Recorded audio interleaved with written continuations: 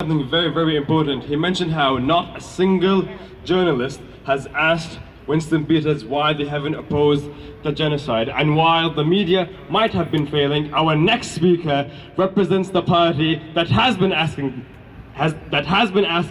these questions, that has been trying to hold this government accountable. Please welcome the co-leader of the Green Party, Chlöe.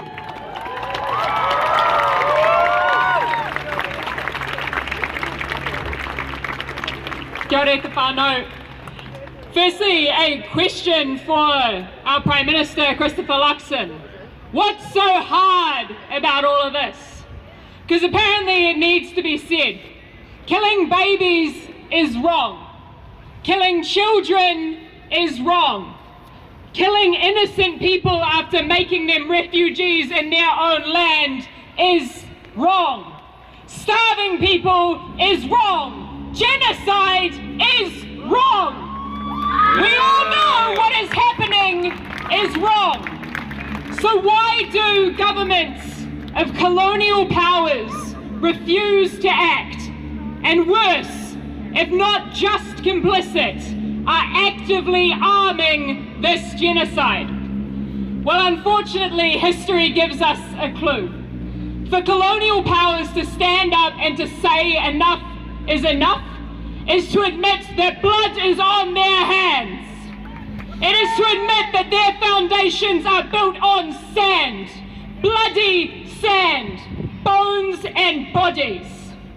To stand up now is to confront with honesty and integrity the active role that the so-called self-appointed civilized powers of this world have played in the disgraceful, bloody barbarism that was displacing 3/4 of Palestinians from their land 77 years ago.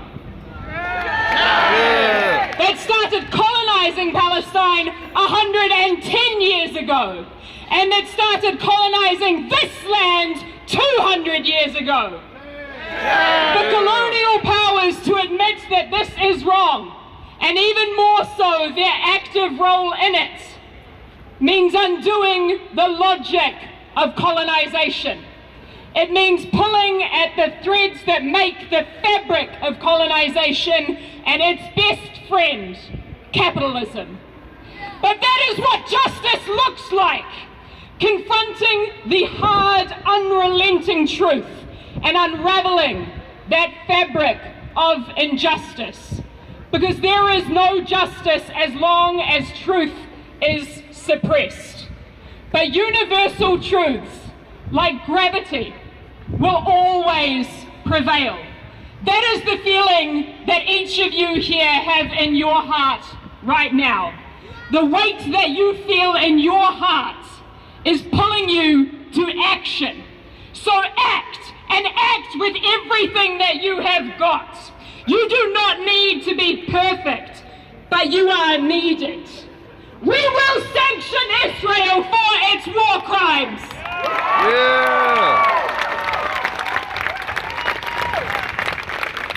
With our proposed Green Party bill in the form of the Unlawful Occupation of Palestine Sanctions Bill, now having the support of not only Te Pāti Māori but also the Labour Party, we need just six of 68 government MPs who are willing to put the truth ahead of their career. But that is just the beginning. We must dream bigger, and we must act accordingly.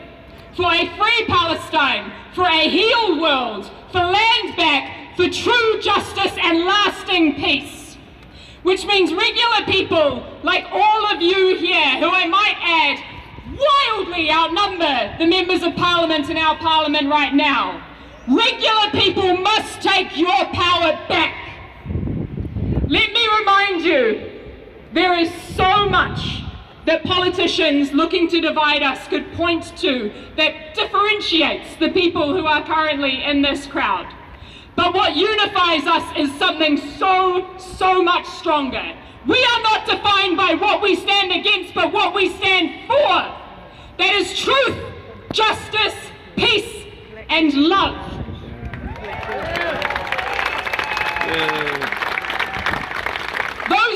Something's worth fighting for. How? However we can. By everybody getting their hands dirty and trying. There is space in this movement for everyone. Palestine will be free, and in turn, so will we! Yeah.